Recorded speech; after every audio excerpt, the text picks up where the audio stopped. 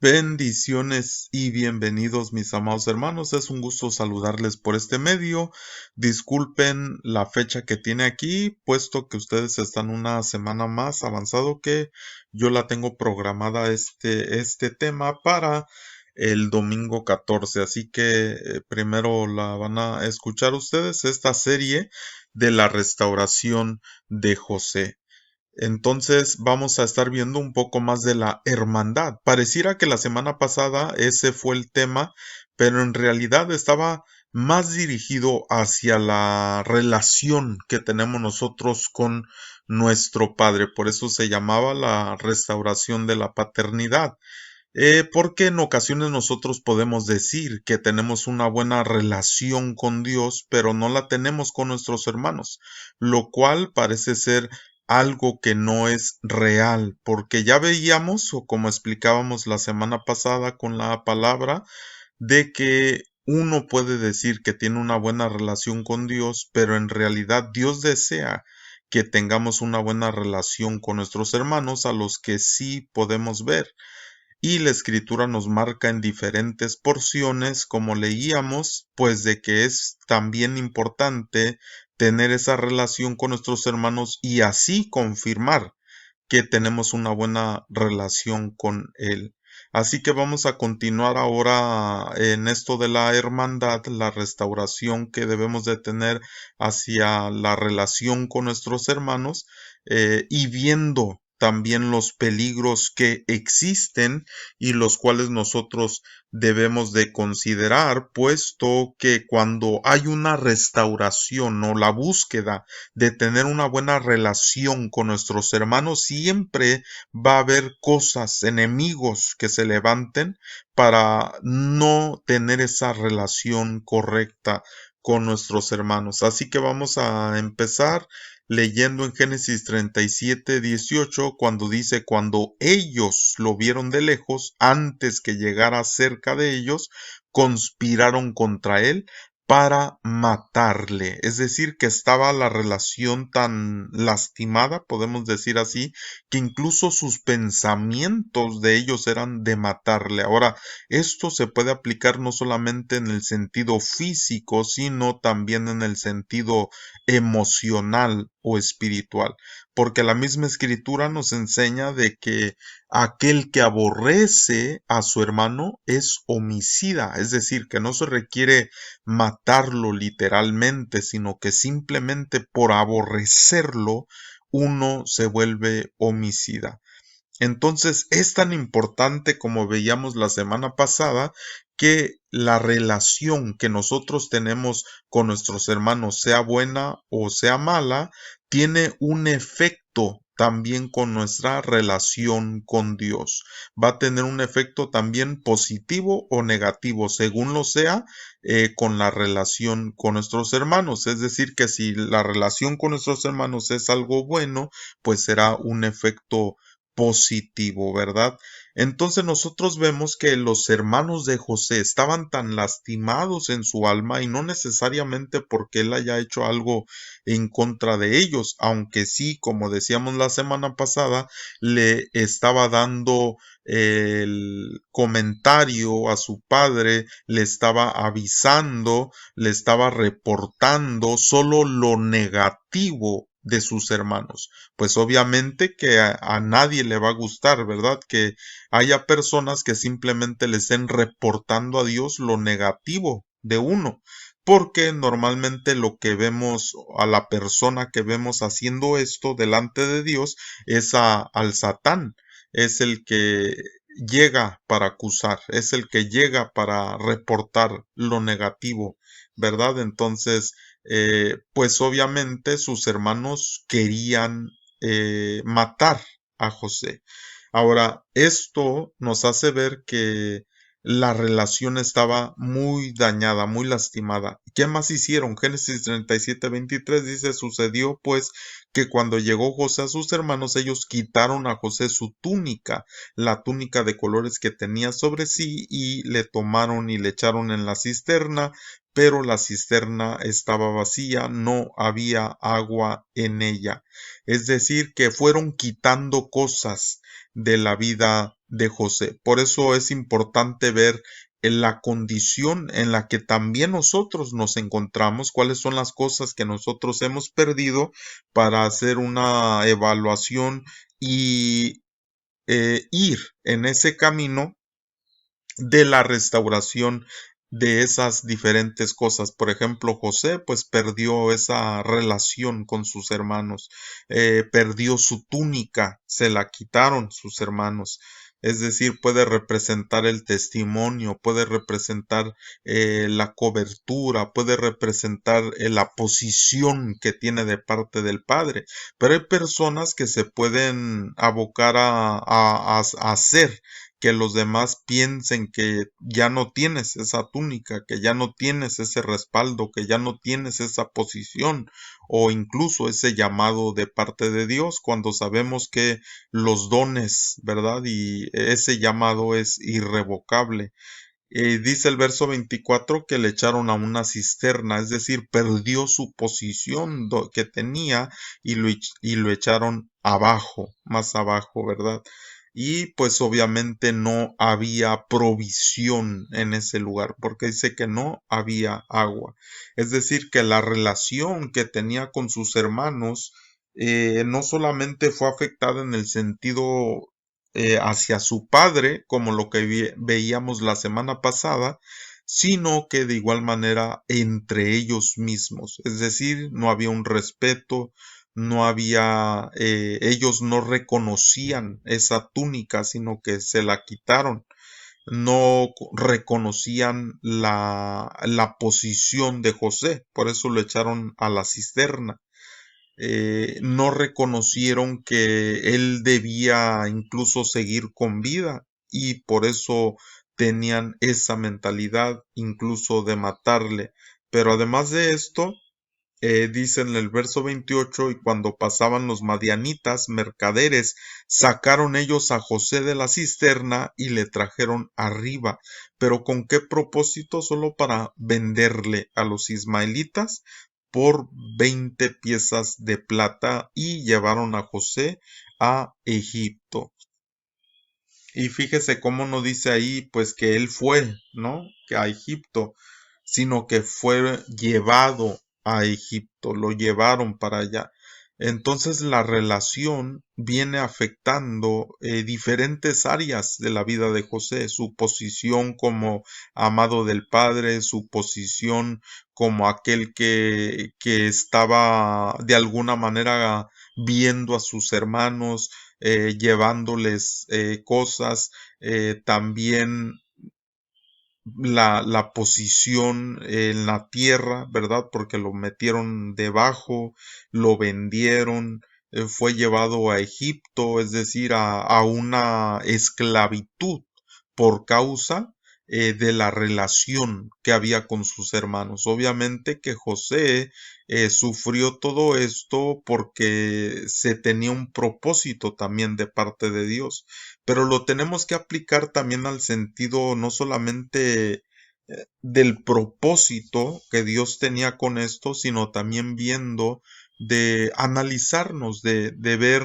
realmente cómo está nuestra relación con nuestros hermanos. Si hay una buena relación, ya no tanto en este tema hacia nuestro Padre Celestial, sino con nuestros hermanos. En realidad, nosotros reconocemos el llamado de los que nos rodean, en realidad reconocemos la vestimenta que Dios les ha otorgado, en realidad nosotros reconocemos su posición como cuerpo de Cristo, porque eso es algo, hermano, muy importante para poder desarrollar un trabajo delante de Dios.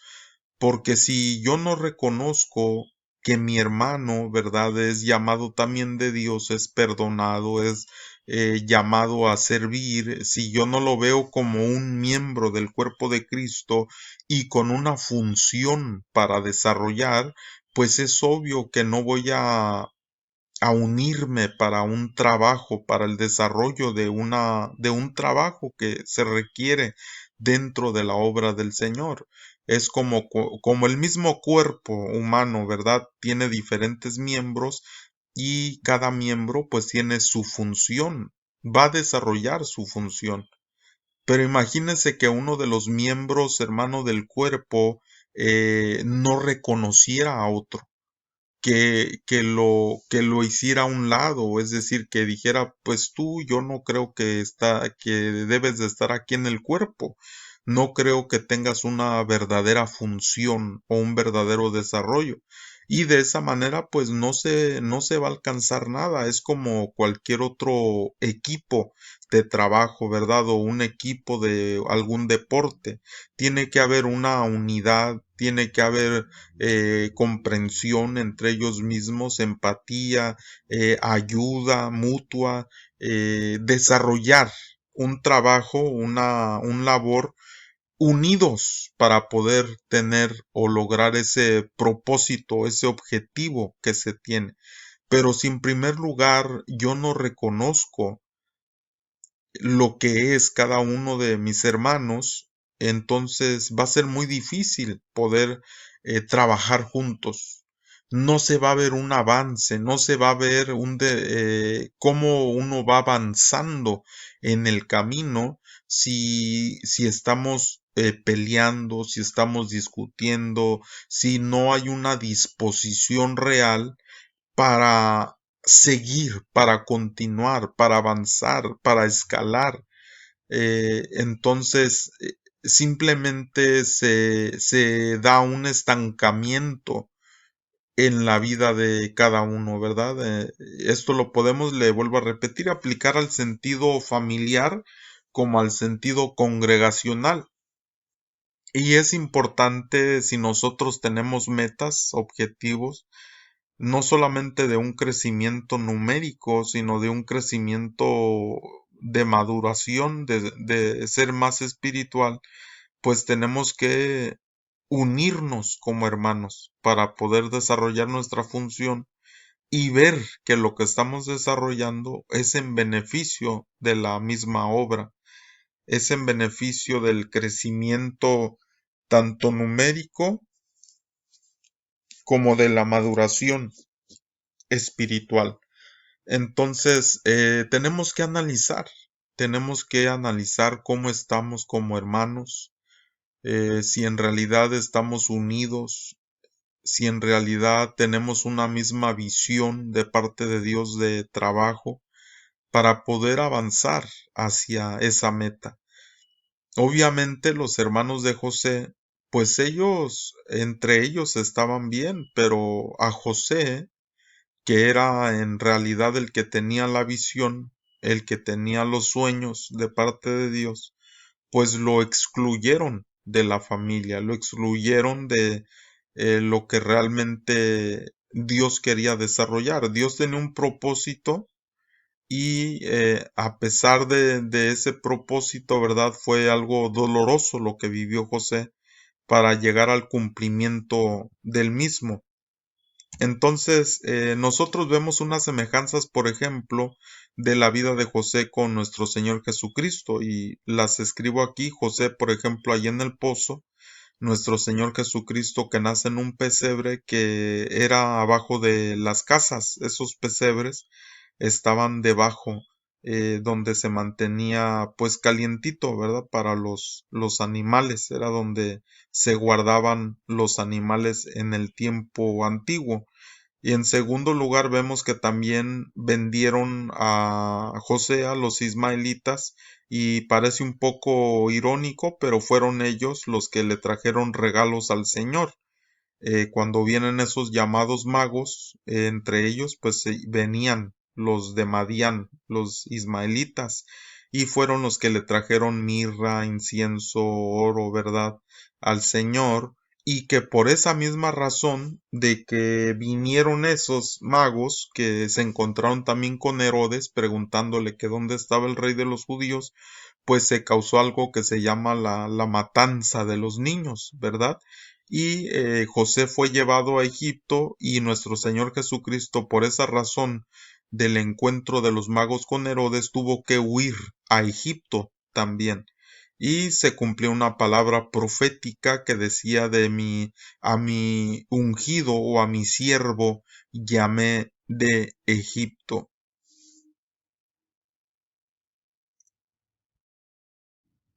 Es importante también considerar, ¿verdad? Por eso mencionaba lo de nuestro Señor Jesucristo, porque todo ser humano pasa este tipo de procesos, es decir, nadie se escapa en la vida de estos procesos. Es decir, que en algún momento de la vida tenemos, pues tal vez discusiones, problemas, puede ser con los hermanos, puede ser con el padre, la madre, puede ser no con la familia más cercana, sino pero sí con familiares y personas cercanas. Puede ser que también algunos no sean en la familia de sangre, sino tal vez en la familia espiritual.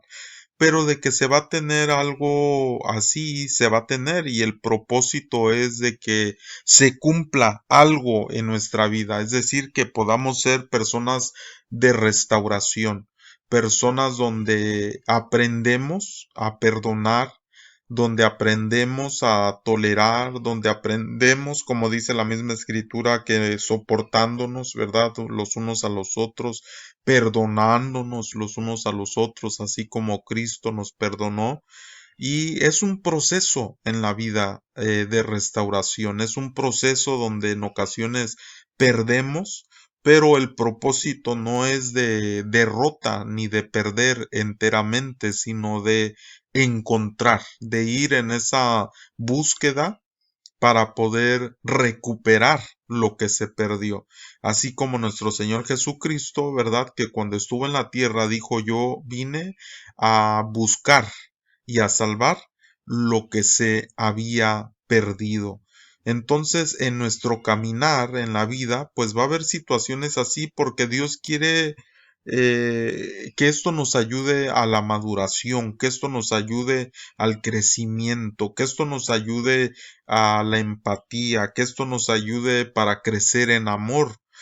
Y entonces vemos nosotros en escritura estos diferentes procesos, tanto José lo vivió como muchos otros de la Biblia, y si en realidad nos ponemos a analizar, todos de alguna forma vivieron algo así, y nuestro Señor Jesucristo mismo también lo vivió, también lo pasó.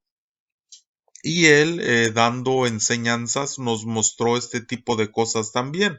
En Lucas capítulo 15, por ejemplo, en el versículo 27 dice, él le dijo, hablando del hijo pródigo cuando regresa, dice, tu hermano ha venido y tu padre ha hecho matar el becerro gordo por haberle recibido bueno y sano. Es decir, que siempre el padre ¿verdad? Hablando del Padre Celestial, pues se alegra de que nosotros tengamos esa relación con Él. Pero ¿qué sucede? Verso 28, entonces se enojó hermano mayor, obviamente, se enojó y no quería entrar. Salió por tanto su padre y le rogaba que entrase.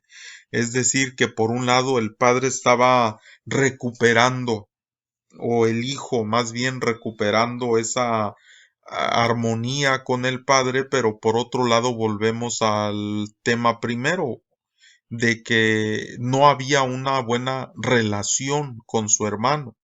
Entonces el otro hermano ahora no quiere entrar porque se molesta de la restauración de su hermano en la reconciliación con el padre.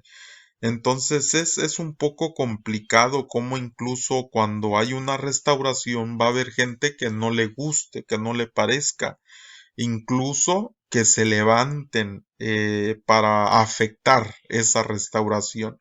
Y eso es algo, mis amados hermanos, que nosotros debemos de tener en mente siempre, que nunca, nunca se nos olvide de que siempre que nosotros estamos buscando la restauración, la reconciliación, la edificación, que se van a levantar personas que no les va a gustar eso, que van a querer afectar de una forma u otra, y nosotros debemos de tener eso en mente, no para estar contra esas personas, sino más bien ser sabios, buscar la sabiduría de Dios para poder relacionarnos con aquellas personas que están siendo movidas por algún daño también. Porque en este caso de Lucas 15 ya no se nos comenta, ¿verdad?, qué fue lo que pasó. Si el hijo entró, si no entró, ¿Cuál fue entonces ahora también la relación? Se restauró la relación de este hijo mayor con el padre por haber perdonado a su hermano menor, y la relación del hermano menor con el mayor se reparó, o qué fue lo que sucedió. Ya la escritura no nos marca eso, porque la finalidad en este tema particular pues es otro, ¿verdad? Pero sí es importante que nosotros podamos pensar en eso, y qué tan importante es la restauración total de la familia, en el sentido espiritual y en el sentido terrenal, porque cómo vamos a estar, como nuestro Señor Jesucristo bien dijo también, que una casa dividida no puede permanecer, no prevalece, se va a derrumbar en algún momento. Tiene que haber unidad para poder permanecer firme y salir adelante en el alcance de la meta que se está queriendo alcanzar. Entonces, qué importante es esa restauración. No es fácil, creo que es una de las cosas más difíciles y complicadas en la vida, y como seres humanos tendemos a echarle la culpa a los demás. Lo vemos desde el principio. Adán, usted se recordará, ¿verdad? Que cuando le preguntaron que por qué comió, luego le echó la culpa y le dijo a la mujer, y le dijo a Dios, ¿verdad? Y a la misma vez hasta echándole la culpa a Dios, la mujer que tú me diste. O sea, como diciéndole a Dios, no, pues tú me la diste, ahora no me eches la culpa a mí, ¿verdad? Entonces, el ser humano normalmente se comporta de esa forma, no reconoce lo que le toca, ¿verdad? Y el cambio que le toca a uno, o nos toca a cada uno, los cambios que son necesarios hacer en nuestra vida personal para poder así tener una unidad y alcanzar lo que Dios quiere como congregación y como familia. Entonces la escritura nos muestra también en Nehemías 4:7, dice, pero aconteció que oyendo Sanbalat y Tobías y los árabes, los amonitas y los de Asdod, que los muros de Jerusalén eran reparados o restaurados, y aquí es donde vemos cómo se levantan en contra de la restauración, dice, porque ya los portillos comenzaban a ser cerrados, se encolerizaron mucho. Verso 8, y conspiraron todos a una para venir a atacar a Jerusalén y hacerle daño. Fíjese cómo siempre en la restauración, en la reparación, ellos andaban restaurando los muros y las puertas, ¿verdad? Y entonces estos enemigos se levantan, pues para hacer daño. Siempre habrá gente movida por diferentes razones que no quiera la restauración. Entonces nosotros debemos tener eso en mente, le vuelvo a repetir, no para atacar a esas personas, sino simplemente para pedirle a Dios la sabiduría para poder resolver ese problema. A veces decimos, ay, ¿por qué? ¿Por qué pasan estas cosas? Pero es necesario, hermanos, son cosas necesarias porque nos van a ayudar a crecer, nos van a ayudar a identificar, y cuando vengan más personas a la congregación o a la familia, tendremos más sabiduría para poder abordar con esas personas y ser de bendición para ellas o para ellos. Así que sigue diciendo en Nehemías 4:17 que los que estaban restaurando, dice, los que edificaban en el muro, los que acarreaban y los que cargaban, con una mano trabajaban en la obra y en la otra tenían la espada. Es decir, sabían que dentro de la restauración y del trabajo de la obra del Señor se requería estar preparado para la batalla. Tenían la espada, y la espada no era para darle a sus hermanos, la espada no era para, así como decía Julio, ¿verdad? Tenga para que se entretenga. No es para los hermanos, no es para las personas, sino que más bien es pidiéndole a Dios la sabiduría, porque recuérdese que la palabra de Dios, ¿verdad? Es como una espada de dos filos. Entonces, esa espada es la que nos va a ayudar, esa espada espiritual. La escritura dice tomar la espada del espíritu, que es la palabra de Dios, teniendo la palabra, hermano, esa palabra que nos va a ayudar, esa palabra que nos va a aconsejar, esa palabra que nos va a alumbrar para poder salir adelante de cualquier situación. Porque muchas veces es difícil, hermano, cuando hay un problema, una discusión, un argumento, eh, responder.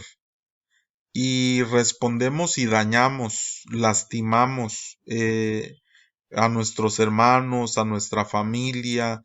Entonces necesitamos esa palabra de Dios para hablar la palabra en el tiempo de dificultad y saber que lo que vayamos a hablar pues va a ser de bendición y que nosotros tenemos que tener comunión. Ahora, esto no quiere decir que no vamos a cometer errores, esto no quiere decir que nunca vamos a fallar, no quiere decir que nunca va a haber ese tipo de situaciones en las que tal vez hablemos y lastimemos a alguien, pero quiere decir que si podemos resolverlo, que si podemos solucionar esa situación, pues nos va a bendecir en una manera poderosa, nos va a ayudar en una forma grande, porque ya tendremos la experiencia de cómo se puede resolver un problema. Es como cuando tenemos un examen y el propósito del examen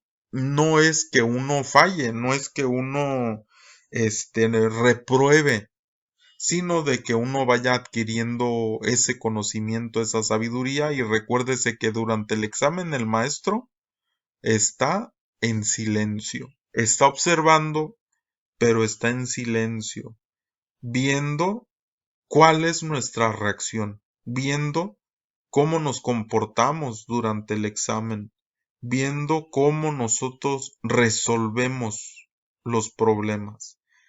Y eso es lo que nos va a ayudar a poder realmente crecer. Entonces necesitamos analizar la relación que tenemos con nuestros hermanos para poder avanzar. Y como estos, trabajando en la obra, pero con la espada en la mano, es decir, conociendo que habrá situaciones difíciles, que habrá momentos de batalla, pero que es importante tener la palabra de Dios con nosotros, no la palabra u opinión nuestra personal, sino lo que Dios nos enseña por medio de su palabra. Y nos dice en primera de Juan 1:7, pero si andamos en luz, como Él está en luz, tenemos comunión unos con otros, y si nosotros tenemos comunión unos con otros, la sangre de Jesucristo, su Hijo, nos limpia de todo pecado. Es decir, que es importante tener comunión, es importante resolver esos problemas, poder unirnos como hermanos para alcanzar los objetivos. Yo sé, hermanos de Irapuato, que Dios tiene grandes propósitos con la congregación de allá, aunque por un tiempo tal vez se ha visto, por decirlo así, como un estancamiento, como algo que se ha detenido, pero en realidad, hermanos, ha sido un tiempo de preparación, ha sido un tiempo de consideración de nosotros mismos para poder tomar fuerza y empujar hacia lo que Dios tiene para nosotros en Irapuato. Así que yo les animo, hermanos, a que nos unamos, a que nos tomemos de las manos para avanzar, a que resolvamos cuestiones que tengamos en nuestro corazón, que permitamos que Dios nos sane, que permitamos que Dios nos restaure, que permitamos que Dios haga su obra en nosotros para poder avanzar hacia lo que Dios tiene preparado para nosotros. Así que espero que este pensamiento de la palabra sea de bendición. Sé que hoy estarán en la comunión, que Dios me los bendiga grandemente y los visite con su presencia. Así que les mando un fuerte abrazo, hermanos, deseando que podamos poner en práctica esta palabra y que podamos alcanzar aquellas cosas que Dios tiene para nosotros. Que Dios me los bendiga.